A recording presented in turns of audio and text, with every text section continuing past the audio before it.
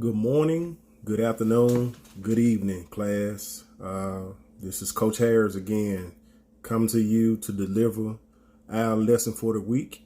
We're going to be talking about deviance. And what I'm going to do is I'm going to go through the PowerPoint and lesson plan. So therefore you can see what I see. And also, I'm going to forward all the information that I'm going over now to you, so therefore you can follow along as you're watching this video on your phone or your computer later on.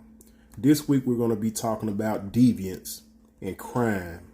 This is the 5th week of April 27th through May 1st, and I'll be going through this detailed lesson plan that I have created for you, and hopefully you can follow along. If you're not able to, you can always reach out to me via email or contact me with your questions or your concerns through Microsoft Teams, your account with your class is already signed up, and you should be able to get whatever answer you need from me from there. So now what I'm about to do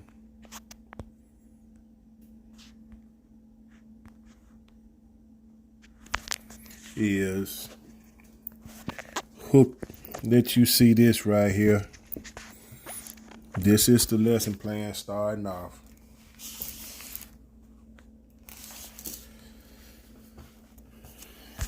And what I'm probably going to do, because my screen won't constantly flip around like I want it to.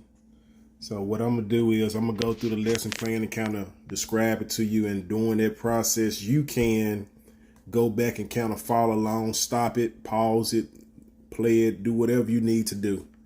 So that's the first thing. Your standards that you're going to be going over is standard 28 through 30. Standard 28 says, explain the American criminal justice system response to deviant behavior. 29, identify common patterns of social inequality, privilege, poverty, power, race, ethnicity, class, and gender. And standard 30, analyze effects of social inequality on groups and individuals, life chances, social problems, achievement, education, inter and intra-group conflict amongst groups and individuals. The 4 things that the students will have to know by the end of this class: what are crimes and who commit them? What are the components of the criminal justice system? What are the characteristics of the 2 types of stratification systems? And what are the 3 dimensions of social stratification?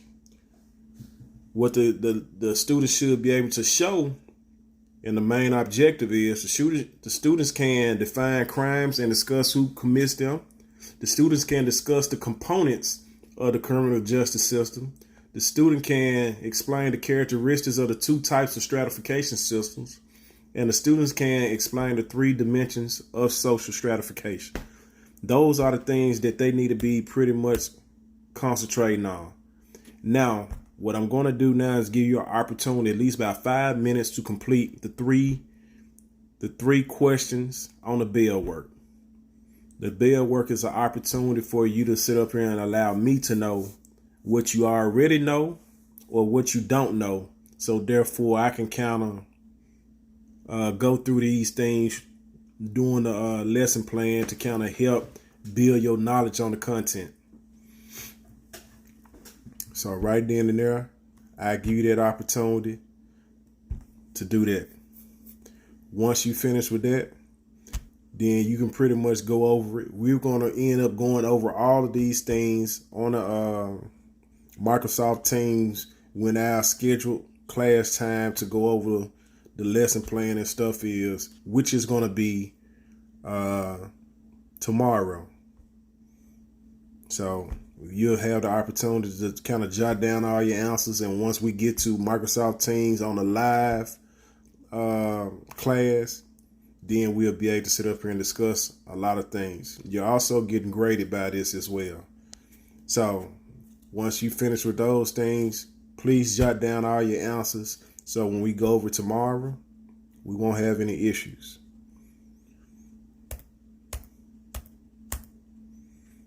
All right, now you go into the connection slide. The connection slide, today you will learn about the criminal justice systems and the social inequality. Today's text, you don't really have a text because you wasn't able to take home your books. So I'll be going out of the basics, our normal sociology book, and it's going to be on pages 219 through 239, just in case you can look it up online through an ebook or whatever it may be. You would understand it when the students can show knowledge, comprehension, and application of the content. It's a broad and a general statement, but for the most part, when the students are able to have a discussion in class, that's letting me know that they know what they're talking about. The comprehension comes down to when they're able to do all their tiered assignments and do them the way that I explain them without any help. And the application is them actually showing me what they have learned. How can they sit up there and translate it on paper, talk about it, or explain it?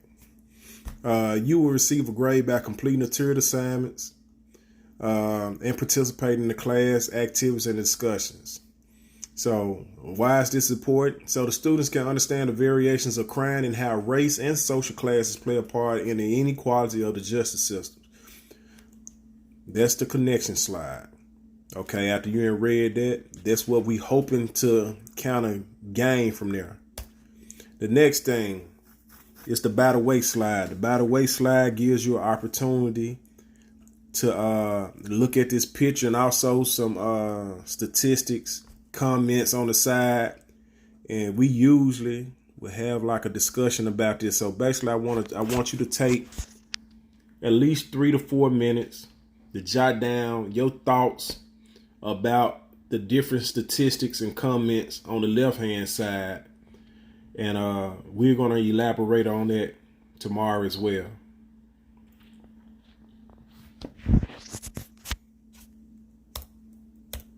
Okay, the next thing you will do, checking for understanding off this slide. What are your thoughts about the statistics?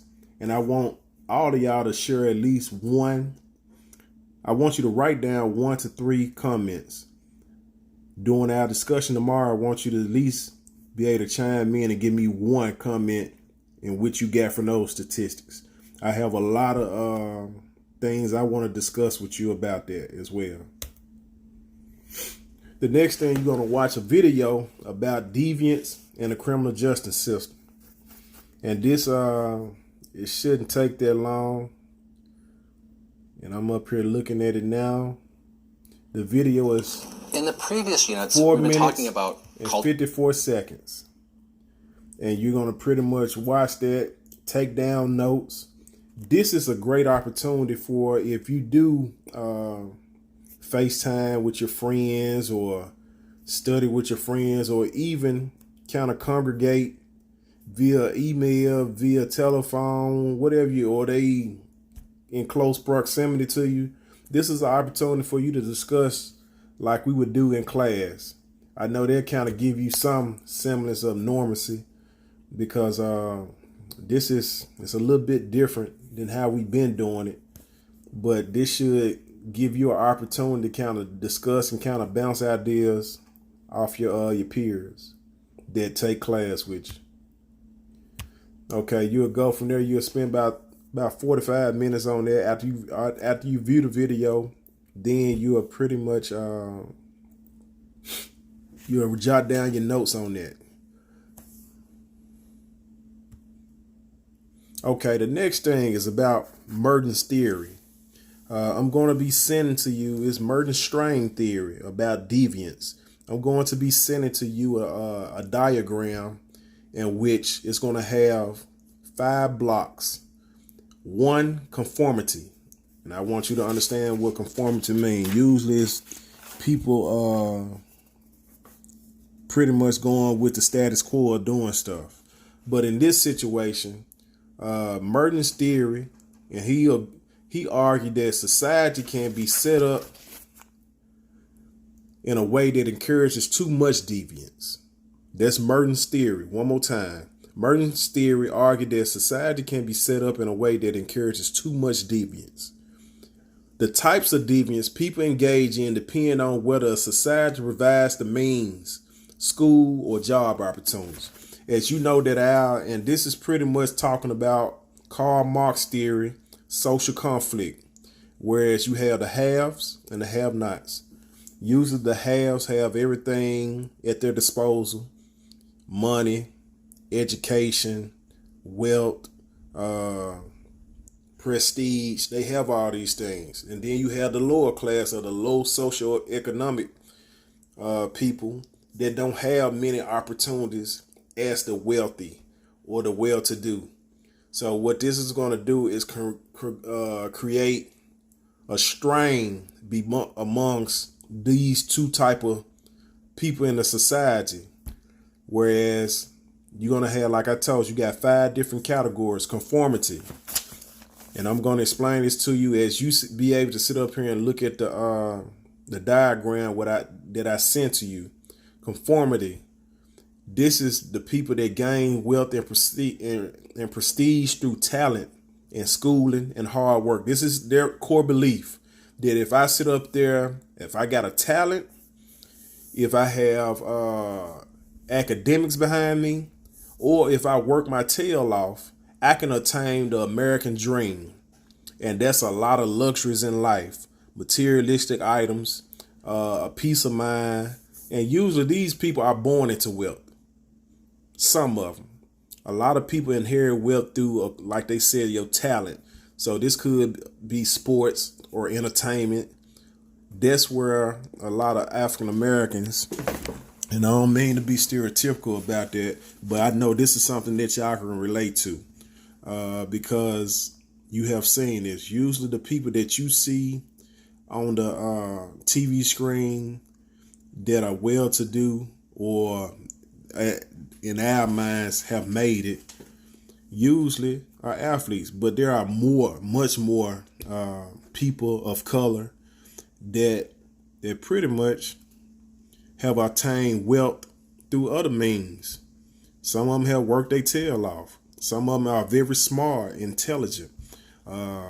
They do a lot of things. Some of them have inherited money. But everybody, I don't care what race, ethnicity, nationality, people obtain wealth differently. But for the most part, they're all people that are rich in this world. There is no one class that's just only rich. Everybody suffer from pretty much the same things. So that's the first thing, conformity. The next thing is innovation.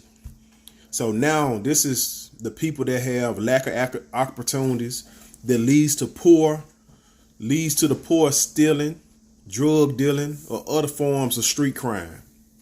So usually this is your low social economic. So being by the fact, and this not to discourage you or anything, but this is usually familiar in our community around here, around the school, because this is what we have been exposed to. Even though the new housing developments and stuff, they are pretty much giving us much more hope.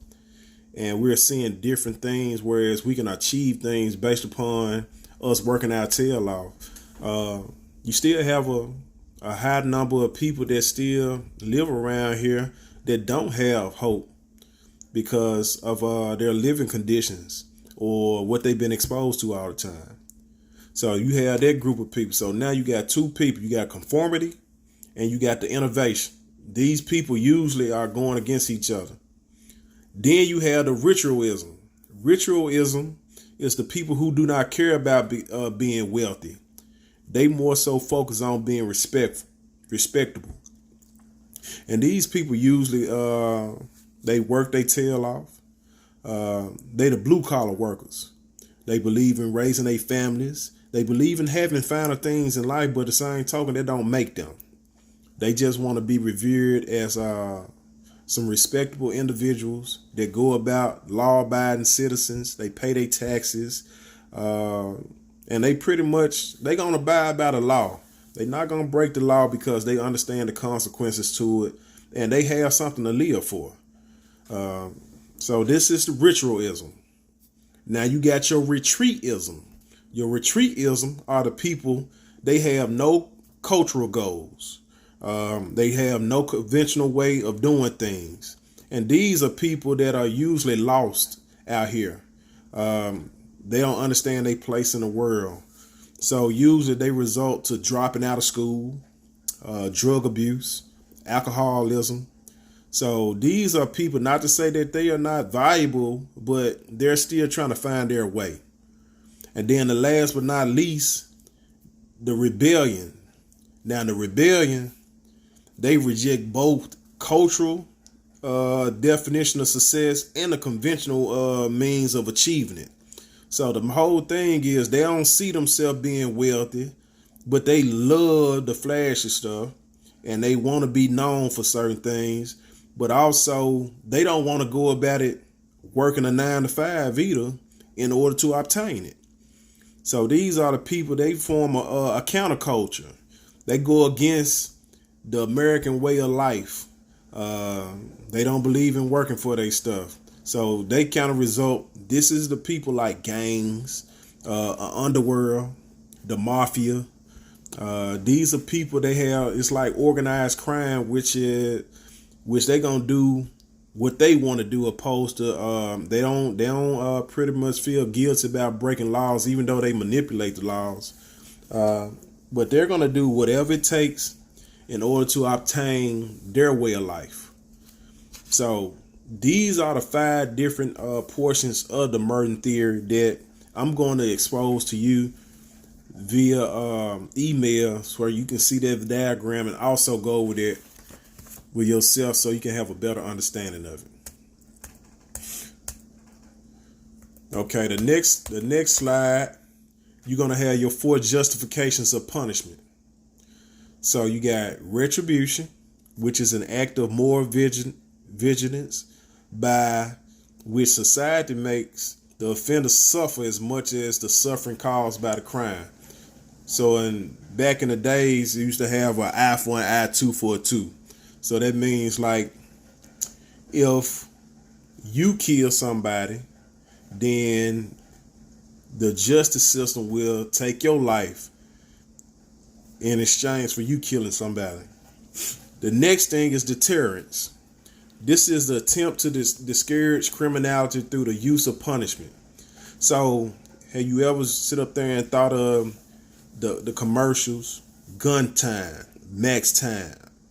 So the gun crime part of it is the fact that if you sit up there and commit a heinous offense with a gun, whether it's your first offense or your 10th offense, you will get a whole bunch of years that you would have to serve in jail or prison based upon this offense. This is usually a deterrence. So if I'm sitting up here and you tell me that if I sit up here and use my gun recklessly, I can get 10 years from it, usually they'll discourage me from even wanting to have a gun because I don't want to have to endure the consequences of that. So that means that you just have to be responsible and accountable for your actions and make sure that you don't do certain things that can land you in jail or get you caught up. Okay, rehabilitation. It's a program for reforming the offender to prevent later offenses. So a lot of times people go to jail, they call it rehabilitation. Sometimes people be rehabilitated, sometimes people don't. It depends on their experiences in jail or prison or a psychiatric facility. It really comes down to your experience. And I think that's what really helps a lot of people be like, I don't want to go back and do that. I don't want to lose no more time. Or a lot of times if you lose because you're leaving loved ones and you don't want to leave your loved ones like that anymore because you know how it made them feel. So therefore you'll start making better decisions. Or if you had no choice in doing what you did, you could have had a mental breakdown. It would have put you in a mental health institute or something. Hopefully the medication and whatever they have taught you in the health facility would have kind of helped you, so therefore you can stay out and or get the necessary treatment or help that you need on the outside. Societal protection. This is rendering the offender incapable of further offenses temporarily through imprisonment or permanently by execution. A lot of times this comes down to the death penalty. The death penalty, life without parole, or you be put on death row. These are people that have committed some real extreme heinous crimes, like they went on robbery spree, killing sprees and stuff of that nature.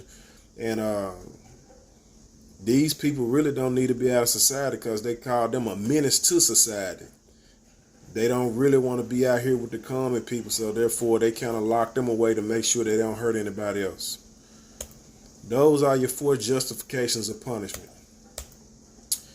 Next thing you're going to be doing is the fact your tiered assignments. Once you have finished that, you got a chance to sit up here. You're going to start at tier 3, then you're going to go to tier 2, then you're going to go to tier 1. After you complete all of these things right here, you're going to type all this out on Word document or Google Docs. And your directions and instructions is going to be on the last slide of the lesson plans, the ticket out the door. You're going to see all your instructions of what you should do and all that. Also, once you have completed that and I have graded and when after our class, I'm going to email you or I'm going to post it in Microsoft Teams. So therefore you can go ahead and do your assessment. Your assessment is going to be 10 questions on this topic. You will be required, once I send it to you after our class, you are required to return it within 30 minutes. If you do not return it in 30 minutes, then what's going to end up happening, you're going to end up getting a failing grade for it. So please do your best on it. And I want to make sure that I answer any questions that you may have. So tomorrow when we meet for class, please come with all your questions and your concerns during that time so I can answer them. Because I want to make sure that I have explained everything to you in entirety. And also, I want to make sure that you understand this content, so therefore you can master it and we can move on to the next subject. So, without any other questions or whatnot, I want to tell you good night. Hopefully you and your family stay safe and healthy. And see you tomorrow. Thank you. Good night.